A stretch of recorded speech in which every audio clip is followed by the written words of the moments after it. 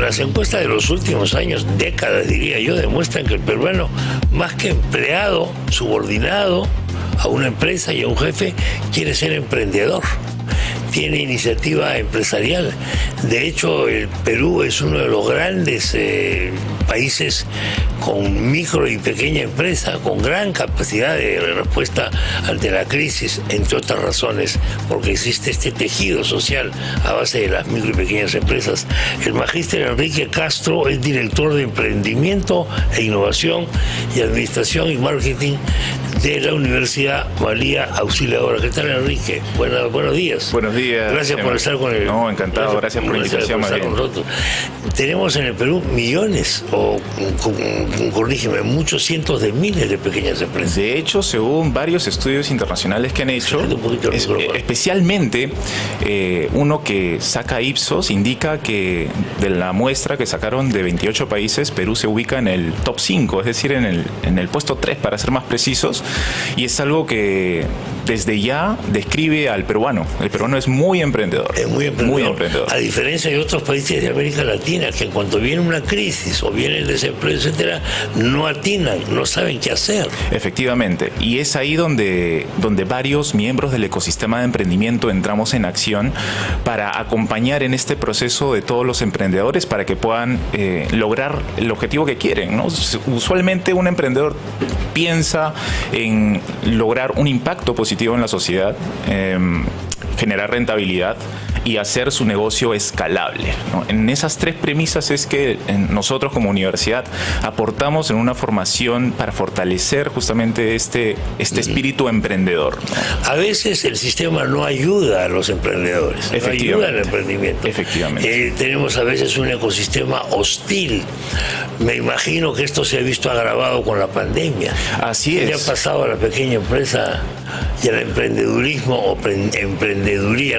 No sé cómo se sí, podemos decir emprendedurismo o emprendimiento. La palabra adecuada en esta. Así es. De hecho, afectó bastante, pero tenemos una característica bastante buena por parte de los peruanos, y es que somos muy resilientes, ¿no? Y afrontamos estos momentos de crisis, digamos, de una buena forma. Ahora, por el lado de la pyme, ¿en qué se ha visto, las pymes que se han visto afectadas o qué consecuencias ha conllevado?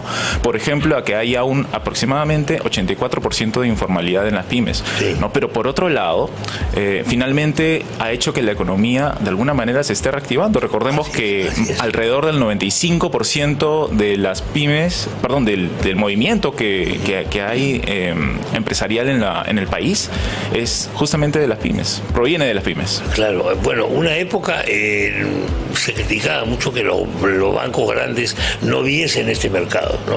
Así es. Pero luego ya han salido una serie de otras instituciones financieras que han dado créditos. Exacto, así es. Tenemos las pymes, tenemos una serie de otras cosas más.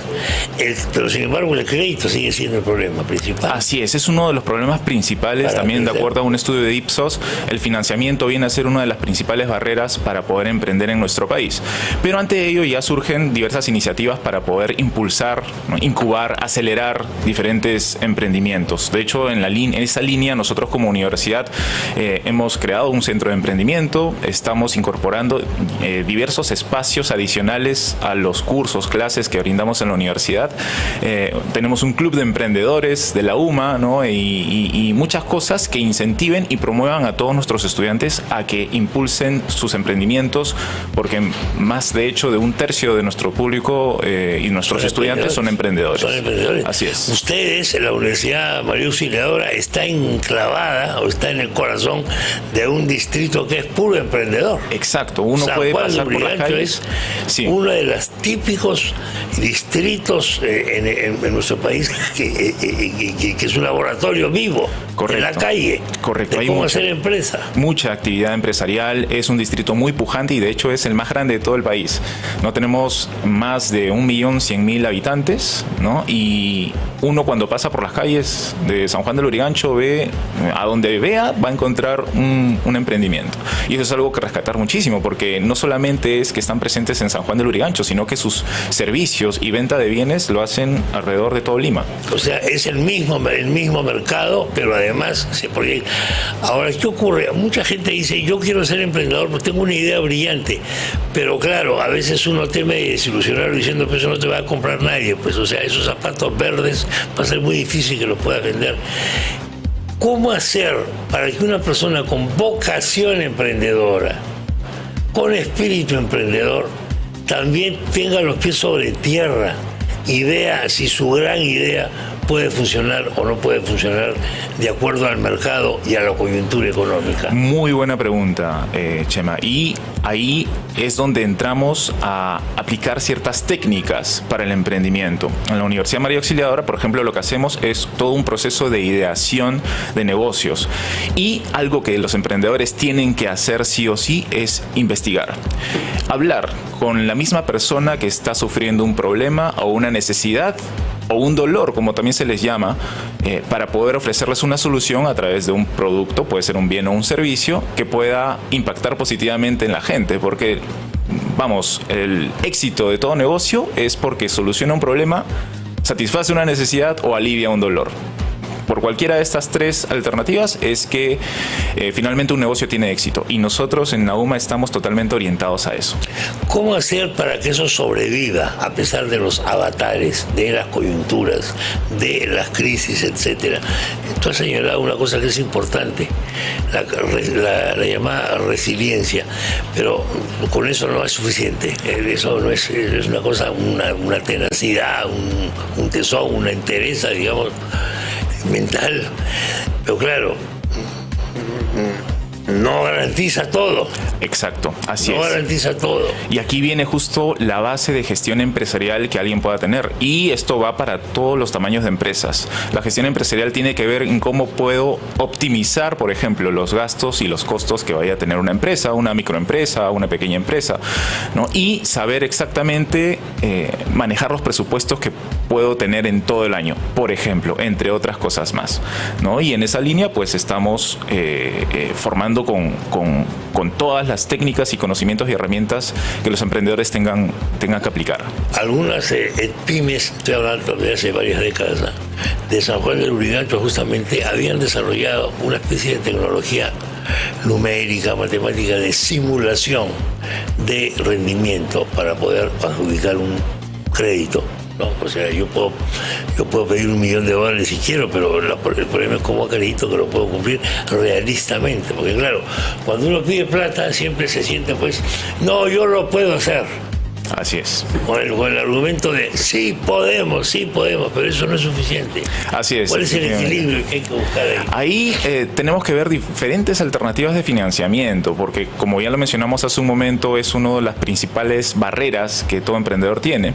Y de hecho, las empresas, si bien acuden a los bancos a solicitar algún tipo de financiamiento, y hay algunos bancos ya especializados propiamente en las pymes, sí requiere de demostrar una documentación que evidencie que son sostenibles en el tiempo, pero se puede recurrir también a otras alternativas de financiamiento. Se encuentran los inversionistas ángel, se encuentran los concursos que el mismo Estado también promueve, ¿no? Para poder dar un capital semilla no reembolsable. Hay diferentes alternativas, y también lo que promovemos es la sociedad, ¿no? Algo que hemos podido encontrar en las cifras es que gran parte de las empresas que se están constituyendo son personas naturales con negocios, ¿no? De hecho, si no me equivoco, más de un 50% son personas naturales con negocios.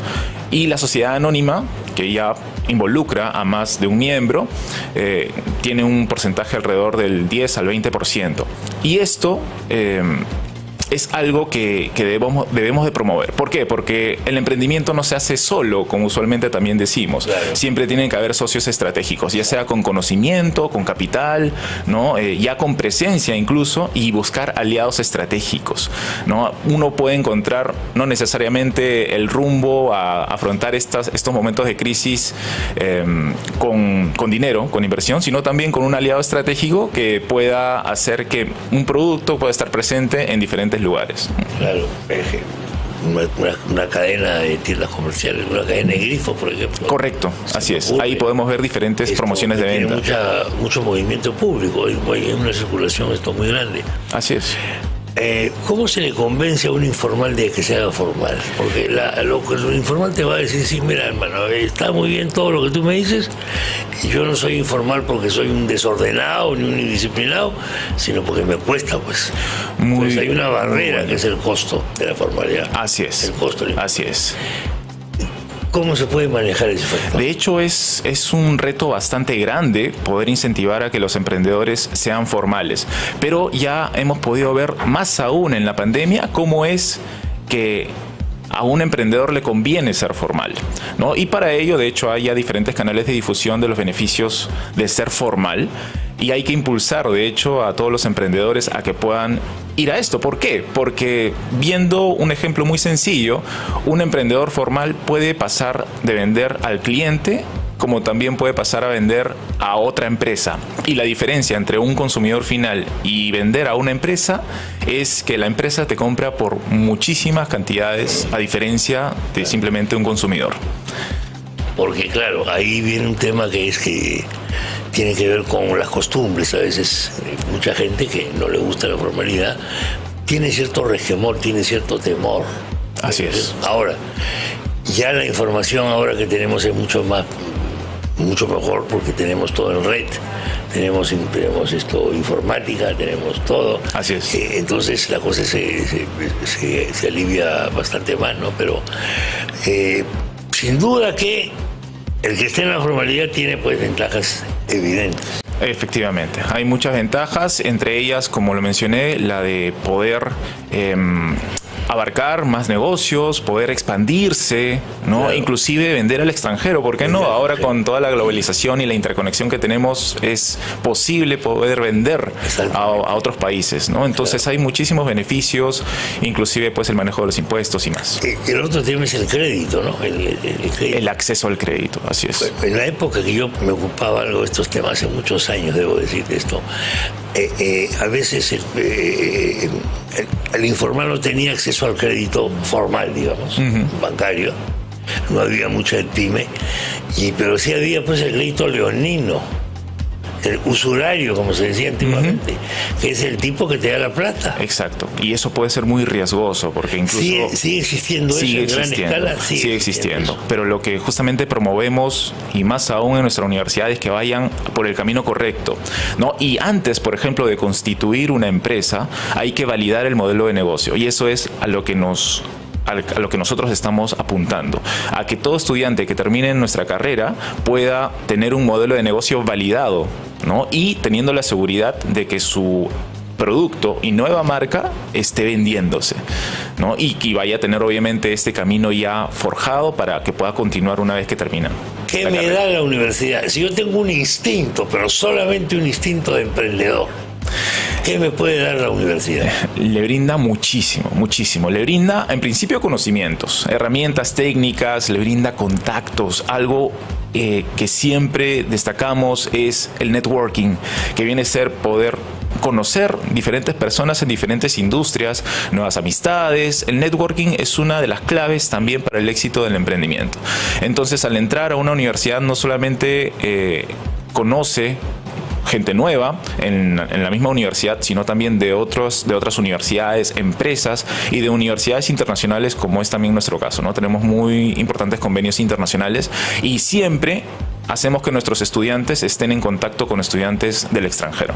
Esto de los contactos es importantísimo porque finalmente es lo que te crea confianza, ¿no? Correcto, así es. Sin confianza no hay negocios. Así es, uno va agarrando experiencia, confianza. Efectivamente, uno va incluso así conociendo también diferentes perfiles de personas, de profesionales. Al ver el tema internacional, por ejemplo, uno puede ver un modelo de negocio que está funcionando muy bien en el extranjero y puede replicarlo aquí, ¿no? O incluso traerlo como franquicia, ¿no? Hay muchas cosas que generan y que brindan como beneficio el networking. En materia de franquicias hemos aumentado últimamente, ¿no? Sí, también podemos ver de hecho más franquicias y hay empresas peruanas que se han convertido en franquicia también, ¿no? Entonces sí, de hecho es algo muy bueno y que también hay diversas ya unidades, empresas que se encargan para ello, ¿no? Pero estamos justamente viendo ahora como parte del proceso de reactivación económica del país que los microempresarios forman un gran grupo grupo que va a aportar a que pueda reactivarse mucho más económicamente nuestro país. Ponen, de hecho, gran parte de la población a que forme parte de la PEA, ¿no? Y buscamos justamente siempre yendo a lo correcto, a lo formal y a que tengan un modelo de negocio validado para que finalmente siga creciendo el país. Porque, de hecho, algo que también decimos usualmente es que cuando uno se convierte en emprendedor con un propio negocio, se vuelve valioso para el país y para el mundo y para la gente. ¿Por qué? Porque uno está brindando una solución a un problema, está cubriendo una necesidad, aliviando un dolor, y cuando hablamos de un dolor, puede ser un dolor de salud, ¿no? Un dolor emocional, que también de hecho ha sido bastante afectado a raíz de la pandemia. Enormemente, totalmente. Hace muchos años vino acá este famoso historiador, sociólogo japonés, Fukuyama.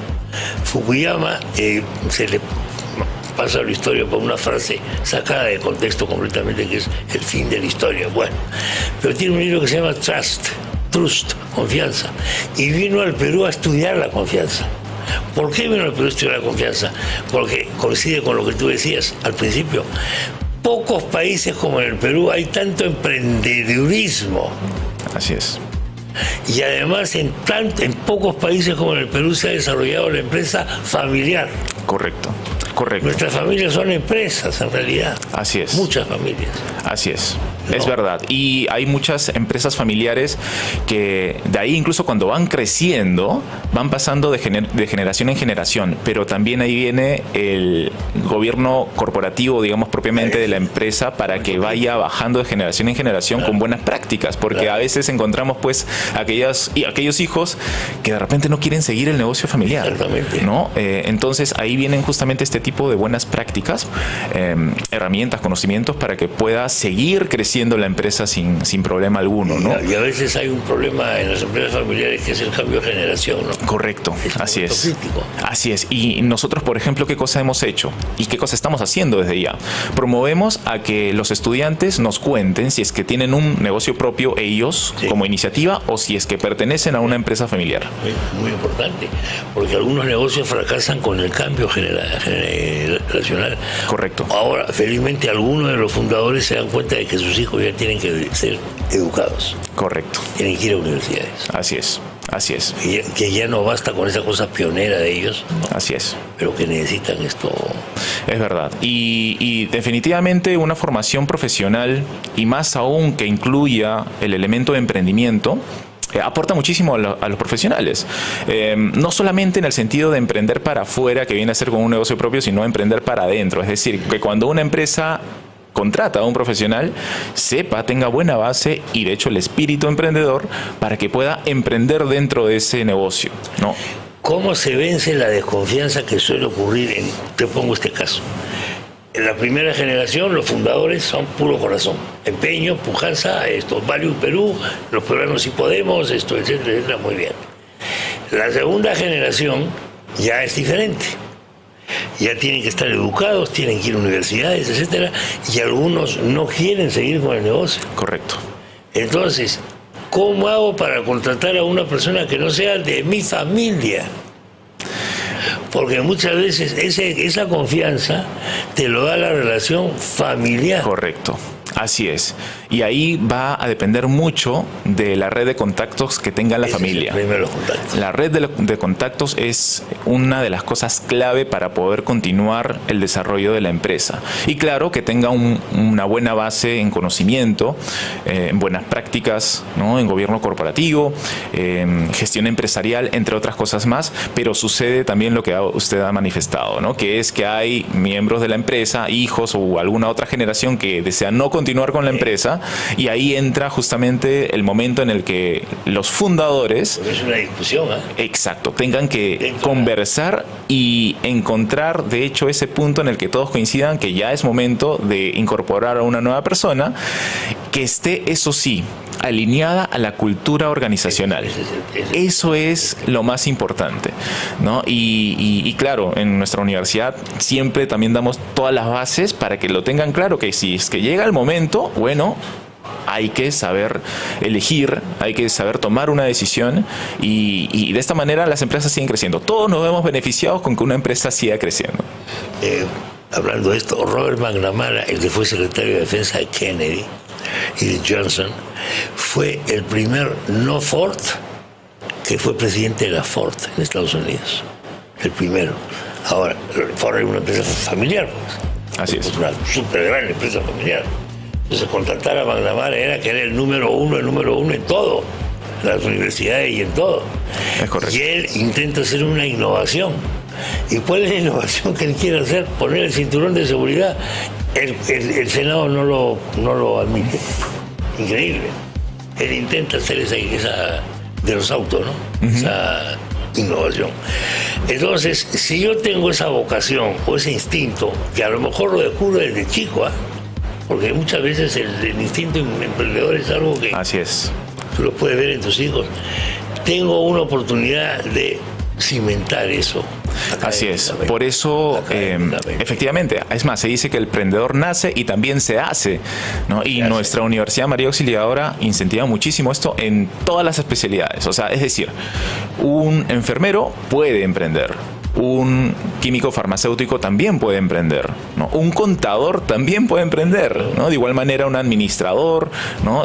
Todas las profesiones tienen esa posibilidad de lograr un emprendimiento y es por eso que en la UMA ponemos el emprendimiento e innovación como eje transversal, como pilar transversal a todas las especialidades. Y de hecho la Universidad María Auxiliadora es una universidad hecha por emprendedores, hecha por emprendedores y para emprendedores. Y tenemos esa cultura de emprendimiento muy fuerte y muy presente, ¿no? Y que incentivamos y que definitivamente aportará a la sociedad.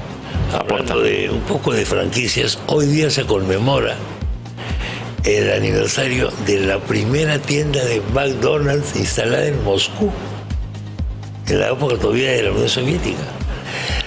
El día que se inauguraba, he visto una foto en un periódico europeo, el día que se inauguraba esa tienda, hubo colas de miles de personas. Miles de personas.